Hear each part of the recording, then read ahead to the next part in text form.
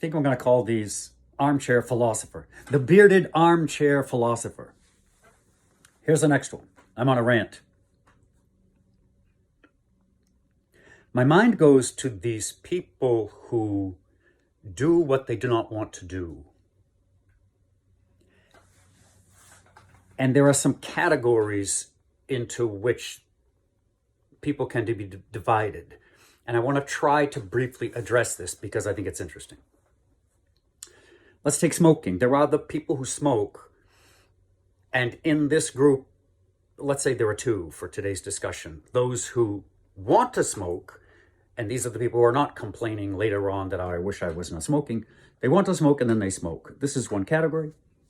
Be it as they may, smart or not smart, caring about all the information against it. That's one group. The other group wishes that they would not smoke. This is the group I want to talk about. And smoking is just an example. It can be any behavior whatsoever. And I want to try to address, because I'm baffled by this. Because we're not a group of 4 surviving people in a desert, surrounded by only sand. We're not in some Bedouin tent with very few resources to access. But we're in America. We're in America where everything is everywhere. And I mean, all ways to fix these kinds of problems are everywhere. I mean, they are in the society, and you can even Google them and find out whether they're in book format or some therapy or some medication or some patch or on and on the story goes. There are options. We are not isolated, with the only option being this pull yourself up by the bootstraps type of thing. So I'm very interested in the issue of repeated behavior when the person executing the behavior themselves disagree with it.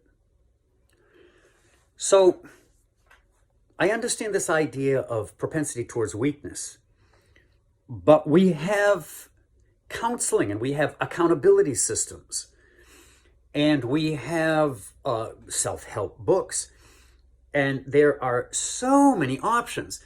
And when I try to talk with people that will, in a very, let's say, superficial way, explain to me that they're doing something that they wish they wouldn't, I very quickly advance to this, well, why are you doing it? Why don't you stop? And in my world, what I found is that the people are not actually very interested in changing this. And I think they're just making up conversation. But if in fact they were serious about it, I suppose they would take the steps, or I hope.